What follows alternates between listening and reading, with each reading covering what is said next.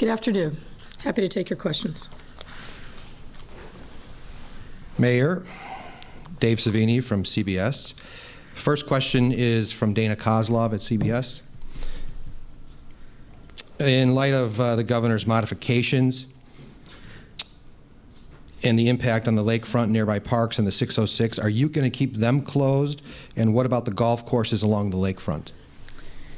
We are still looking to get specific guidance from the governor's relaxation of provisions of the stay-at-home order. We have not received that yet. And so once I have it, then I will take it under consideration. But I have no current plans to modify any aspect of the stay-at-home order as it applies to the city of Chicago. Okay. And then this is from the CBS web team. Some opponents of the emergency spending ordinance have expressed concerns that it could open the door to the city entering into risky short-term borrowing agreements to make ends meet during the crisis. What is your response to that? I'm aware of the points made by some people in the city. Nothing about the emergency order has anything whatsoever to do about borrowing. That's a complete misnomer. This is a second question that, from Dana Kozlov. Why are the special COVID ambulances not up and running now as we peak? I'm not aware of what she's talking about. Okay. And then this is from Amy Jacobson at WIND. Let me find that one. Amy asks, State Representative Darren Bailey has filed a lawsuit against your stay-at-home order, claiming you don't have the authority to issue emergency orders for a period more than 30 days from the declaration of the disaster. Many downstate counties do not want to be lumped in with Chicago and border counties. California Governor Newsom has allowed Ventura County to make decisions for themselves. Have you ruled that out? Amy, you may forget that I'm the mayor of Chicago. I'm not the governor of the state. The lawsuit that was filed was against the state. And the Illinois State, this is also from Amy Jacobson, the Illinois State Dental Society has sent you a 2-page letter asking to be considered an essential business since you need a dental exam before most elective surgeries. Are you considering letting them reopen? I'm not familiar with that letter. Okay, and then, Mayor, question from Craig Dellamore. Why shouldn't the City Council meet more often at the statutorily stated 2-week intervals during this crisis? Craig, as you're aware, the long-standing tradition of the City Council is that it meets once a month with rare exception. The members voted, and the members voted to meet for the next City Council meeting on May 20th.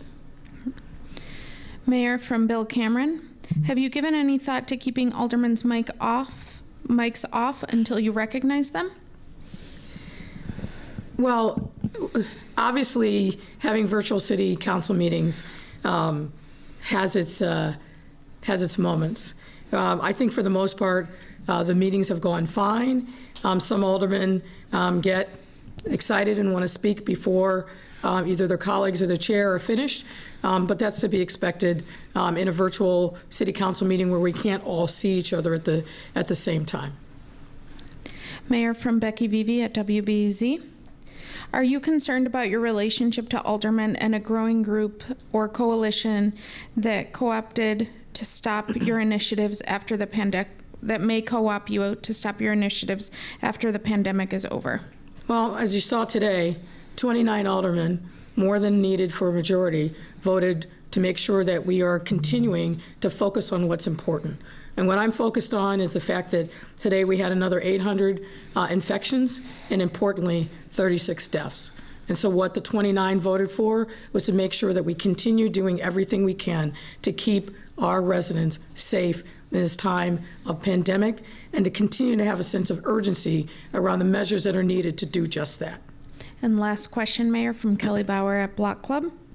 What's your response to Alderman Ramirez-Rosa saying it's a lie you needed emergency powers to procure PPE? I don't put much stock in anything that Alderman Ramirez-Rosa says at any time.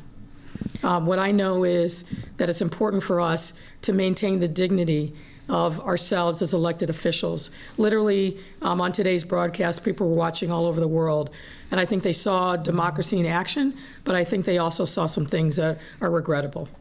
Yes, sir. Mayor, then this is a question from me.